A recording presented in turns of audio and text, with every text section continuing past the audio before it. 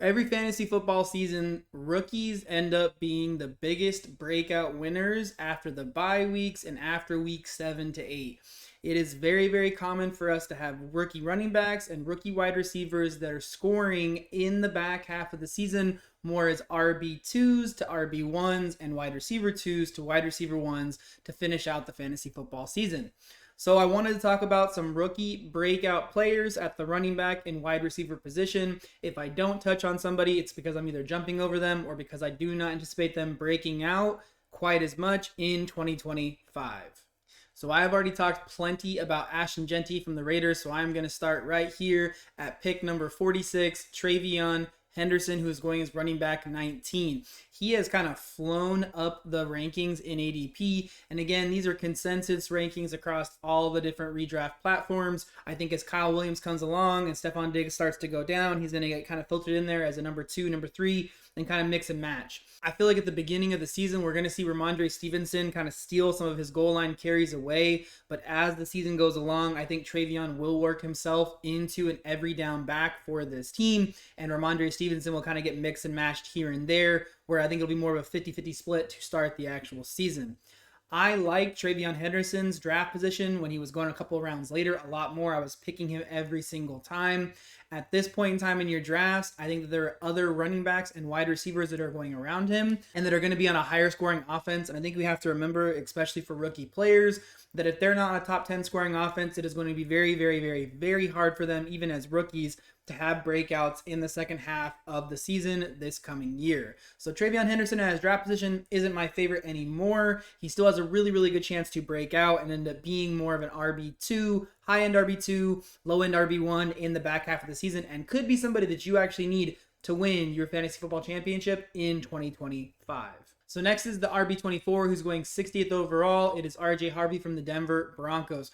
I have talked a lot about RJ Harvey. I like the talent out of UCF. I know that his expectations when he got drafted were pretty tempered and pretty low, but his draft position, just like Travion Henderson's, has been moving up. It hasn't moved up quite as much. So for me, RJ Harvey kind of profiles out in a very similar role to what I think we'll see out of Travion Henderson. He's not going to be quite as big and not quite as explosive, but I think that his role in the team will be very similar. I think at the beginning of the season, we're going to see much more of a 50-50 split in that backfield between him and J.K. Dobbins. The biggest thing I do like for him over Travion Henderson, I think the Broncos are set to be a top 15 scoring offense at a minimum and could be a top 10 scoring offense, so I like that. Number 2, J.K. Dobbins is going to steal some of the backfield carries, especially on the goal line. But just like Travion Henderson, as the season goes along, he's going to probably take over more of that role. And the reason why that's important, and it makes even more sense that he'll take over that role, is J.K. Dobbins has had a hard time staying healthy. So I don't know how many good games the Broncos are going to get out of J.K. Dobbins. And so as he starts to fade or hits a potential injury bump, I think RJ Harvey will skyrocket up on my weekly rankings for running backs, especially as the back half of the season approaches. The other thing I do like too, Sean Payton has a lot of good history with these types of running backs that are smaller, a little undersized. All you need to think of is like Darren Sproles. I can't remember what year it was, 2015, 2016, whatever it was. He ended up being a top 6 or 7 running back that year, and he wasn't even the lead running back for the Saints. So I think that there is a good reality where RJ Harvey ends up the back half of the season being a real breakout candidate guy. He's somebody that I think at his draft position is still an easy smash pick. Next for me is wide receiver 27, pick 63 overall, and I am surprised that he has not shot up ADP. I do not understand how he's going as wide receiver 27. I think that's kind of criminal at this point in time. It is Tedero McMillan. I think that there is a little bit of correlation between him and Marvin Harrison Jr. of last year, where people took Marvin Harrison Jr. as a round 1, fringe round 2 pick, and they're bumping T-Mac down because of that. They just recently traded Adam Thielen. They released Hunter Renfrow, so that is 2 wide receiver positions that are completely vacated. I know Hunter Renfrow came over in the offseason, but still, that's 2 positions that are completely out of the way. T-Mac is going to end up dominating this season in targets for the Panthers. They will have a dramatically elevated offense, in my opinion. Their offensive line is still good. They have Chuba Hubbard. They have Rico Dowdle in that backfield. Bryce Young is going to take a step up in year 2 with Dave Canales. I think he's going to play a lot better, kind of like what we saw at the end of last season. In the preseason, I can't remember what the exact percentage split was, but I want to say that T-Mac had over a 32% target share in the preseason games with him and Bryce Young playing together. I'm not saying he's going to lead the NFL in targets by any means, But if you're really high on JSN, who's pretty much the main and only target earner for the Seahawks, who don't look to be a super high scoring offense because their defense is so good. The Panthers defense is not very good. It's going to be pretty bad again this coming season. They're going to play from behind a lot, have to throw the football a lot. So if you like JSN's profile, I think T-Mac is an equally talented, if not more talented receiver who's going dramatically later in our drafts, who I think is not only going to break out in the back half of the season, I think starting out the gate, he's going to be pretty close to a wide receiver 2 in fantasy football from week 1. And as the season progresses along, I think by the end of the year, he is a guy who, like actual crazy high upside, he could finish as a wide receiver 1 in fantasy football. Will it happen? I don't know. Probably safe to say he's a wide receiver 2. But when you're taking a guy as a wide receiver 3, because he's drafted at wide receiver 27, if you're able to get him that low in your leagues, I would smash that pick. I know in some really competitive leagues, he's probably going earlier. I would easily take him as a mid-round wide receiver 2. No problem all day, because his potential upside, especially in the back half of the season, is massive. So the next for me is RB27, pick number 75 overall. That is none other than Caleb Johnson. The reason why, to me, Caleb Johnson profiles so well is he kind of fills that Najee Harris role. I think with Arthur Smith, he is going to literally slide in after the back half of the season into that Najee Harris role, and he is going to be the primary goal line back, the primary 3-down back for this Pittsburgh Steelers offense. Is going to want to play really good defense and run the football a lot. He's also not going drastically before Jaylen Warren, who is his running mate with the Steelers. So if you're able to get a guy who has the potential to be a 3-down back for a team that wants to run the ball, play good defense in the Pittsburgh Steelers, I think he's a smash pick at where he's going. We also have to consider that Jaylen Warren has never been the 3-down back for this team. I know Najee Harris has been there, but he has never been given that opportunity. I don't know why that's going to change now with Caleb Johnson coming in. I don't think the Steelers spent that high of draft capital, picked a profile that in my opinion is similar to Najee Harris, if they didn't want to use him as the 3-down back by the halfway point of the season. I think Caleb Johnson could easily finish as an RB2 in fantasy football this season. You're taking him as an RB3, again, a high-end RB3, but I think he could finish more in the middle of the pack as an RB2, especially depending on the number of touches he gets in the back half of the year. So next for me is wide receiver 41, pick 89 overall. He's probably going to be going a little bit higher in your redrafts by this weekend, which is the biggest draft weekend of the year. I think he'll be going closer to like pick 80 or 75 overall, but I still think he's in a smash spot considering the updates we've had from the Bucks. That is none other than Emeka Egbuka from the Buccaneers. He is going to be the number 2 target starting week 1. It's not even a question. Jalen McMillan is out. Chris Godwin, even though he's not going to be on the PUP, is not going to be playing the first couple of weeks. And then you also have the news that Cade Otton, the tight end last year who took over when Chris Godwin went out for a couple of the weeks, he has also just recently gotten hurt as well. It is going to be Mike Evans and Emeka Egbuka all the time on the football field.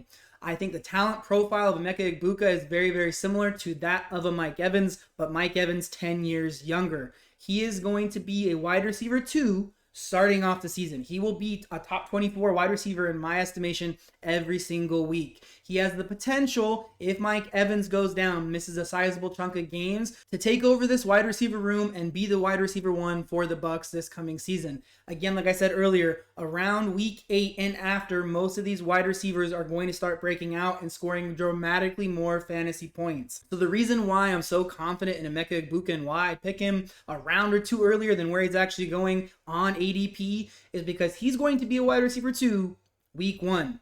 That means the back half of the season, if he's able to get more targets, get more in line with this Bucks offense, he has a potential to finish as a high-end wide receiver 2 in fantasy football down the stretch. No questions, easy peasy all day. It is an easy click for me in every single one of my drafts. So next for me is tight end 10 overall, pick number 90 overall, and I think he's quickly moving up draft boards as well. His ADP will probably be around higher by the time we get to drafting this weekend. That is tight end Tyler Warren for the Colts. With the news that Danny Dimes is going to be the starting quarterback, I think this elevates him to a much higher level. I liked his tape at Penn State. I liked how he looked in the preseason. I liked his versatility at Penn State, which I think will transfer over very nicely to the Colts. I think he's going to end up being the number 2, worst case scenario, number 3 target earner on this football team. I think he will be somebody who might be the easy check down button, the easy quick pass for Daniel Jones in 2025. He is a tight end that has the profile, potential, and talent. And if he ends up getting the targets that I think he could very well get on this Colts team, he could end up being the next Sam Laporta, Brock Bowers, more of a light version. He realistically could finish as the tight end 5, no problem, in 2025. Next for me is wide receiver 43, pick number 92 overall, and that's Matthew Golden. I did not like Matthew Golden's tape coming out of Texas, but as the offseason has gone along, it's kind of like, who else are they throwing the ball to? There's going to be a lot of injuries to these wide receivers because that is what historically has happened. Jaden Reed's already been hurt. He's questionable for week 1. I do not think he is going to play. So Matthew Golden is going to be the wide receiver 1 on this football team. That's why he was drafted as high as he was. And with the injuries breaking the way that they are, he's going to be the wide receiver 1 and the target number 1 on this football team. Next for me, we're jumping way down the list. And I know there's a bunch of people that I'm going to be glossing over and not even touching. But these are people that I have more faith in based on their college tape, based on their preseason usage, and based on news currently in the NFL that are going obviously later than some of these other guys. So next for me is RB54, pick 182 overall. He could be going a little bit higher, but he's still probably not being drafted. So I guess from Ollie Gordon, which is pick 182, and below, I'm not saying you need to draft them all, but these are guys who week 1, week 2, week 3, if you start to see little flashes, they may be worth a bench spot on your roster if they start to show little flashes during the limited usage they do get. When it comes to Ollie Gordon, I think he is going to outpace Jalen Wright as the RB2 for this explosive Dolphins football team. The biggest thing for Ollie Gordon is that he has the potential again to back up Devon Achane as the RB2 for this team. The other big thing is obviously when it comes to Devon, he has a really big injury history. There's already been some injury news coming into the first week of the season. He's expected to play week 1, but if he misses week 1 or misses any significant time down the stretch, I think Ollie Gordon is somebody who has a potential to be a viable running back 2 in fantasy football if he's given that opportunity because of Achane's injuries, or if he starts taking over more of that goal line back that the Dolphins so dramatically need and did not have last season. My last one for you is actually one of my favorite breakout candidates. He is going as pick 262, wide receiver 81. The amount of disrespect for this player is absolutely insane. That is none other than Pat Bryant. When Devon Vele was still on this team, I was kind of concerned because Pat Bryant had great college tape. He had already been compared by Sean Payton to Marquise Colston, who was a fantasy football superstar in the years that he played for the Saints. Pat Bryant is a big-bodied, fast possession wide receiver who Sean Payton drafted by many experts' analysis way too early in the NFL draft. You don't do that if you don't anticipate this guy being a big part of your offense either this year or next year. With the movement of Devon Vele, the trade to the Saints, I believe that opens up the wide receiver 2 for this team. It's an open competition. I think Marvin Mims is a talented wide receiver, but he was also used as a running back, so I think he's more of that gadget type of player that Sean Payton loves. I think Evan Ingram is older. He has always been a PPR scam tight end. I know it sounds really negative, but he is not a yards after the catch tight end. For me, I'm going to predict that Bo Nix is going to take a sizable step up this coming season. I think RJ Harvey alongside J.K. Dobbins is going to make the running game for this team dramatically better than it was last season under Javonte Williams. There is a real reality where by the middle of the season, Pat Bryant is the wide receiver 2 on this team. Pat Bryant is my pick as the latest round guy who has an opportunity to break out in fantasy football. He is not somebody you should be drafting. Just watch the tape, look at the stats, look at the usage. If he starts to take over the wide receiver 2 role and solidifies himself in that by mid-season, I think the back half of the year, he realistically could be a wide receiver 3 or a flex play as a wide receiver 4 for you on your fantasy football team in 2025. As crazy as that may sound, because he's going to pick 262, wide receiver 81 overall. All right, so there my God only knows how many rookie running backs and wide receivers who I believe have the potential to break out in 2025.